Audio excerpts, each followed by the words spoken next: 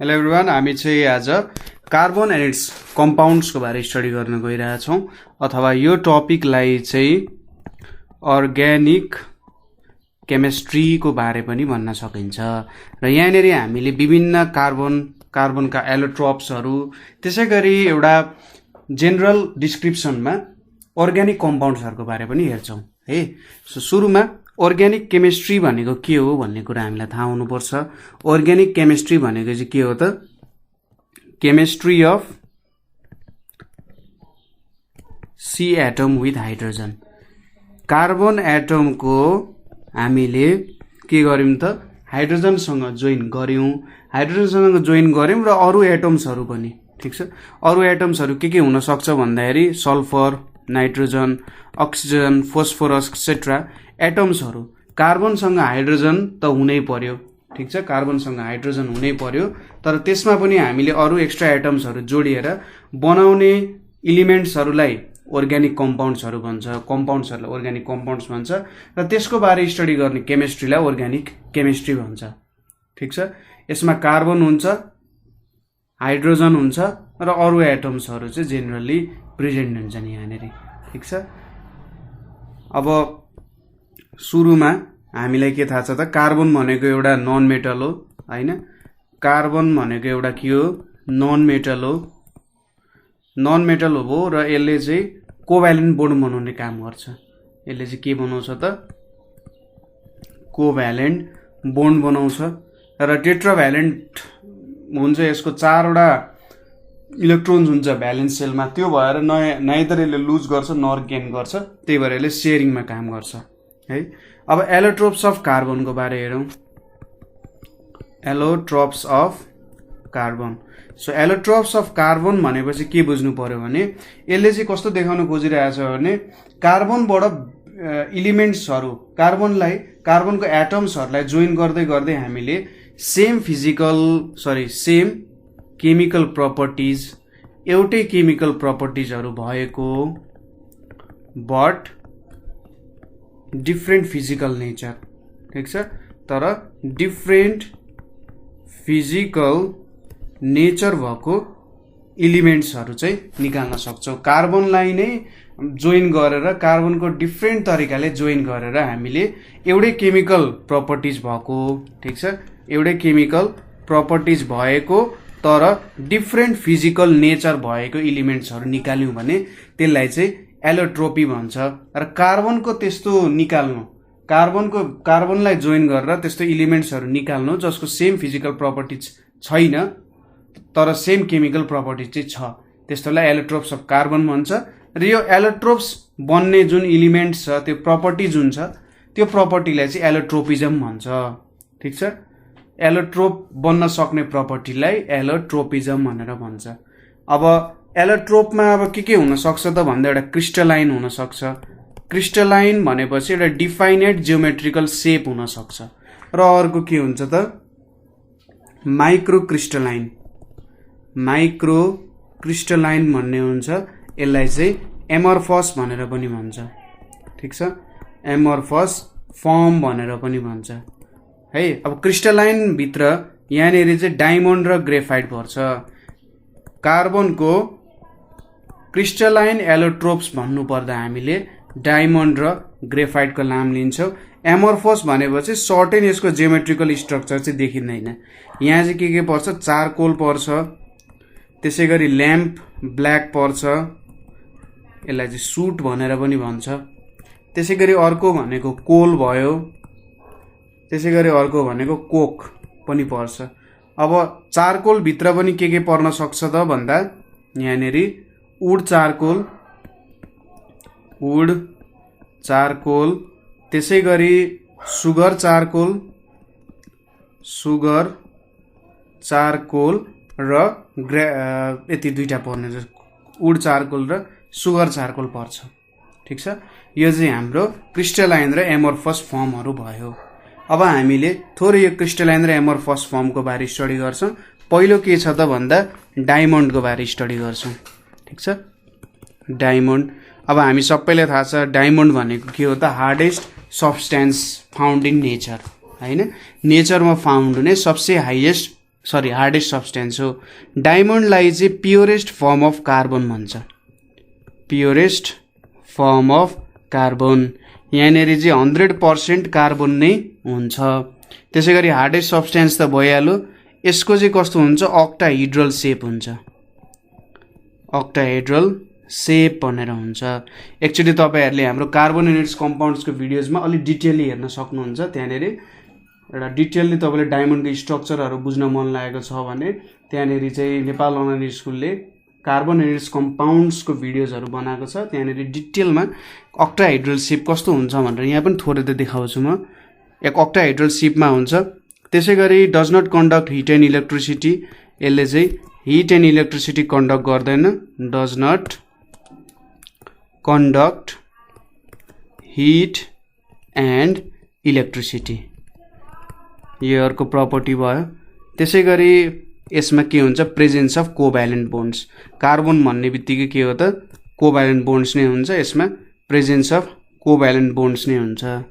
कसरी बनेको हुन्छ त भन्दा, सपोज अक्टाहेड्रल भनेपछि यहाँ 1 2 3 4 5 6 7 8 हैन, अलिकति राम्रो सेप त भएन होला।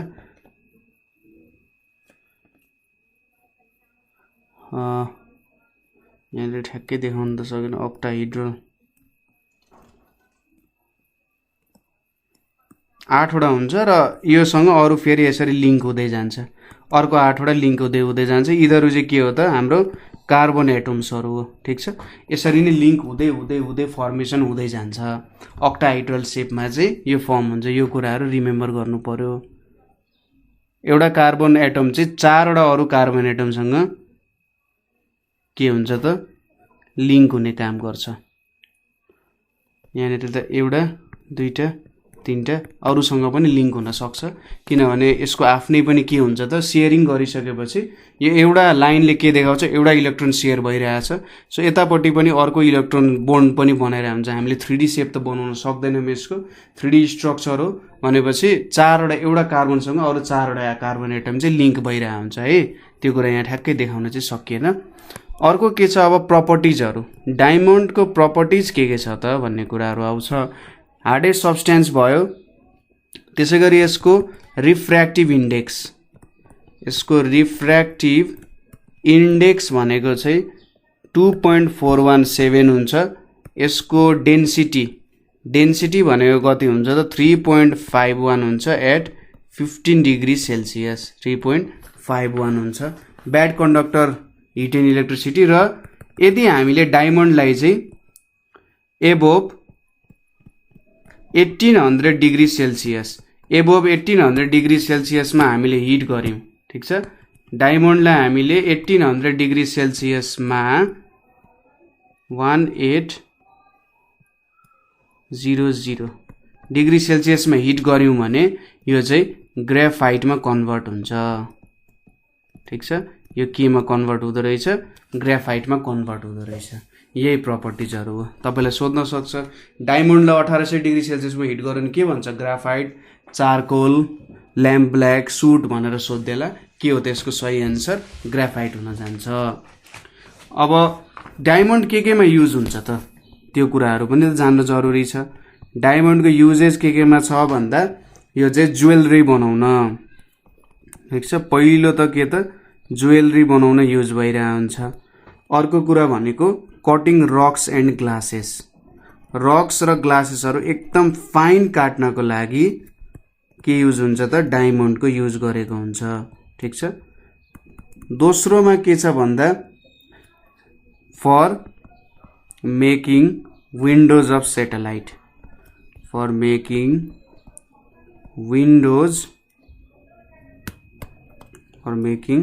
Windows of satellite. अर्को भनेको for making windows of satellites, सेटेलाइट्सको विन्डोजहरू बनाउन युज हुन्छ।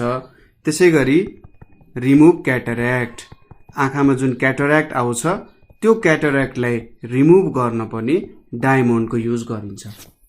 त्यसपछि छ ग्रेफाइट। ग्रेफाइट पनि एउटा क्रिस्टलाइन फर्म नै हो र यसलाई अर्को नामले चाहिँ के भनिन्छ, ब्ल्याक लिड अथवा लिड मात्रै भनेको पनि सुनिन्छ, ब्ल्याक लिड अर प्लम्बाजो भनेर भनिन्छ। प्लम्बाजो यो नामले लिइन्छ। यसमा चाहिँ मेटालिक लस्टर हुन्छ। मेटालिक लस्टर भनेको जसरी मेटल चम्किन्छ नि अथवा एउटा साइनी ग्लो आउँछ, त्यसै गरी ग्रेफाइटको पनि एउटा साइनी ग्लो आउँछ एन्ड इज सोपी टु टच। सोपी भनेको हल्का चिप्लो चिप्लो खालको हुन्छ। तपाईले पेन्सिलको लिड टच गर्नु भएको छ होला नि, त्यो हल्का चिप्लो हुन्छ नि, हो त्यस्तै खालको भन्न खोजे हो। त्यसै गरी अब प्योर ग्रेफाइट कसरी म्यानुफ्याक्चर गरिन्छ भन्दा प्योर ग्रेफाइट चाहिँ हिटिङ कोकलाई हिट गरिन्छ up to 3000 degree Celsius. 3000 degree Celsius केमा त इलेक्ट्रिक फर्नेसमा। इलेक्ट्रिक फर्नेसमा चाहिँ यसलाई 3000 डिग्री सेल्सियसमा हिट गरिन्छ र के बन्छ? प्योर ग्रेफाइट बन्छ। ठीक छ। र यसको क्रिस्टल ल्याटिस चाहिँ के हुन्छ? हेक्सागोनल हुन्छ। Crystal lattice is hexagonal. यसको क्रिस्टल ल्याटिस कस्तो हुन्छ? हेक्सागोनल स्ट्रक्चरको हुन्छ। र यसमा चाहिँ 1 carbon atom is attached to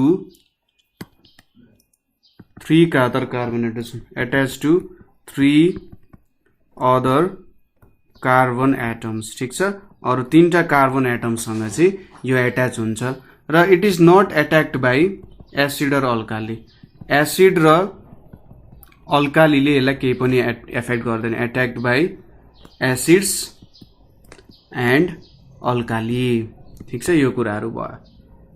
अब यसको प्रपर्टिज के छ भन्दा ग्रेफाइटको प्रपर्टिज भनेको यो चाहिँ good conductor of heat and electricity छ। पहिलो प्रपर्टी भयो good conductor of heat and electricity. यसलाई चाहिँ good conductor of heat and electricity भनिन्छ। त्यसै गरी अर्को के छ त? मेटालिक लस्टर पनि छ यसमा। ठीक छ। मेटालिक लस्टर भनेको त के भनेको थियौँ अघि हामीले? मेटल जस्तै साइनी हुन्छ स्क्रैच गर्यो भने। यसको स्पेसिफिक ग्रेभिटी भनेको के हो? Density of substance divided by density of water at 0 degree Celsius कति हुन्छ? 2.2 हुन्छ। त्यसै गरी यसमा जब हामीले ग्रेफाइटलाई हामीले केसँग त कङ्क HNO3 सँग चाहिँ हिट गर्छौं। ठीक छ। कङ्क HNO3 सँग हामीले ग्रेफाइटलाई हिट गर्दा चाहिँ यसले C11H4O5 बनाउँछ। यो भनेको के भयो त? ग्राफिटिक एसिड भयो। ठीक छ। यसले के दिँदो रहेछ त? C11H4O5 भन्ने ग्राफाइटिक एसिड कङ्क HNO3। ग्रेफाइटले नाइट्रिक एसिडसँग रियाक्ट गर्छ। कति बेला? यसलाई हिट गर्यो भने यसले रियाक्सन गर्छ र यसले ग्राफिटिक एसिड भनेर बनाउँछ। अब यसको युजेसहरु के छ त? ग्रेफाइटको युजेसहरु भन्दा यो चाहिँ पहिलो लिड पेन्सिल बनाउनको लागि, जुन हामीले पेन्सिलले लेखिरहेका हुन्छौं त्यो लिड पेन्सिल बनाउनको लागि युज हुन्छ। त्यसैगरी इलेक्ट्रोड अफ ड्राई सेलको इलेक्ट्रोडहरु जुन हाम्रो पोजिटिभ नेगेटिभ रड्सहरु हुन्छ, रड हुन्छ नि एउटा, त्यहाँ रड हुन्छ ड्राई सेलमा, हो त्यो रड बनाउन चाहिँ यो युज भइरहेको हुन्छ। त्यसैगरी अर्को कुरा भनेको यसमा मोडरेटरको रूपमा पनि युज हुन्छ। कुनै फेसबुकको मोडरेटरले जसरी ग्रुप सम्हाल्ने काम गर्छ नि, यो ग्रेफाइटले पनि मोडरेटरको रूपमा युज हुन्छ। केमा त? न्युक्लियर रियाक्सनमा। न्युक्लियर रियाक्सनमा यो मोडरेटरले के काम गर्छ भने न्युट्रोन्सहरु जेनरली एकदमै फास्ट दौडिरहेका हुन्छन्। त्यो फास्ट दौडिरहेको न्युट्रोन्सलाई चाहिँ यसले स्लो डाउन गर्ने काम गर्छ। ठीक छ। फास्ट हिँडिरहेको न्युट्रोन्सलाई स्लो डाउन गर्ने काम गर्छ र त्यो स्लो डाउन गर्ने प्रोसेस चाहिँ एउटा मोडरेटरको काम भयो। ग्रेफाइट एउटा गुड मोडरेटरको रूपमा काम गर्छ। ठीक छ। यो भयो हाम्रो ग्रेफाइटको प्रपर्टिज युजेसहरु। त्यसपछि अर्को छ कोल। कोल कसरी फर्म भएको हुन्छ भन्दा slow decomposition of organic matter. Slow decomposition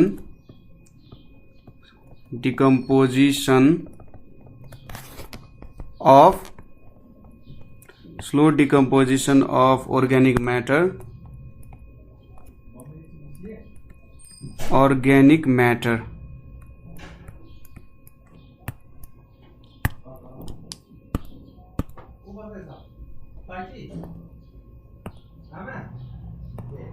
slow decomposition of organic matter हैन।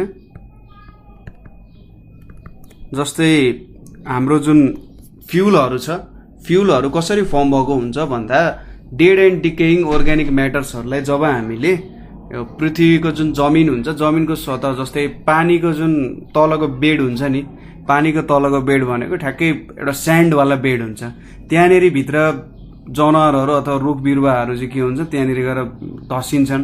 धसिएर माथिको टेम्परेचर र प्रेसरले गर्दा तिनीहरू कुहिने भन्दा पनि तिनीहरू हार्डर हुँदै जान्छ, हार्ड हुँदै जान्छ र कोलहरू चाहिँ जेनरली त्यसरी नै फर्म हुने है।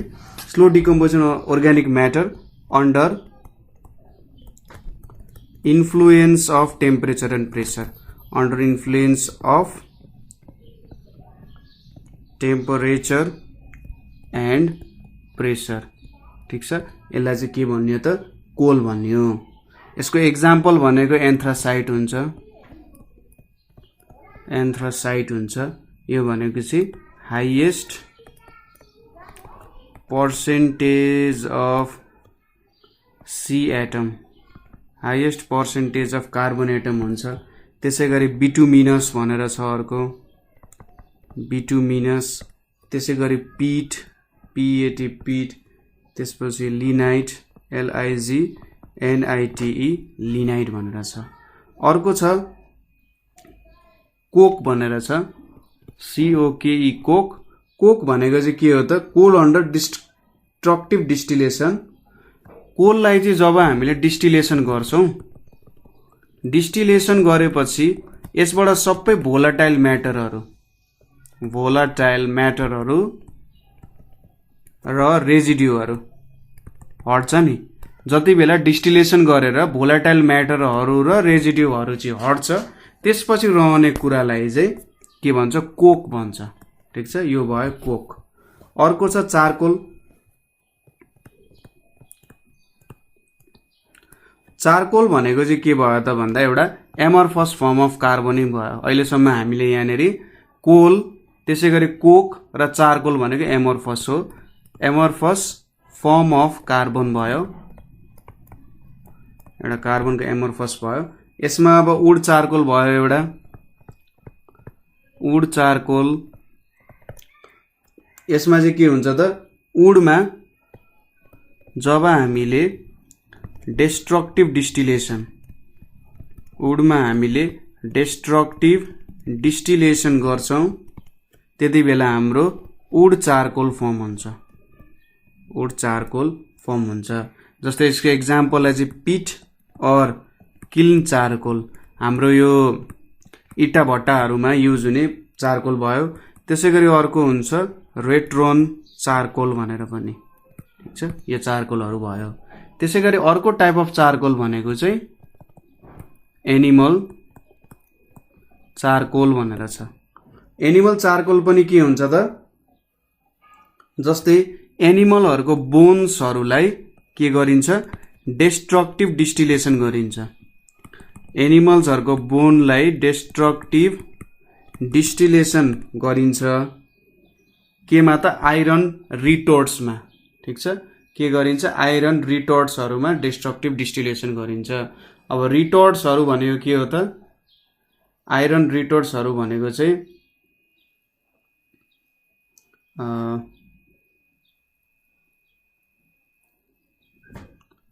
ठ्याक्कै यस्तरी निक्लेको जस्तो के, जस्तै एउटा कस्तो हुनसक्छ भन्दाखेरि प्रेसर कुकर जस्तो भाँडोहरूमा, त्यसलाई चाहिँ आइरन रिटोर्ट्सहरू, एक तरिकाले प्रेसर कुकर जस्तो भाँडोहरू जस्तो सोच्न सकिन्छ होइन। हो त्यस्तोमा चाहिँ बोन्सहरूलाई राखेर एनिमल चारकोल भनिन्छ। अब यसलाई चाहिँ अर्को नाममा बोन ब्ल्याक पनि भनिन्छ। ठिक छ, एनिमल चारकोलको अर्को नाम भनेको चाहिँ बोन ब्ल्याक पनि हो।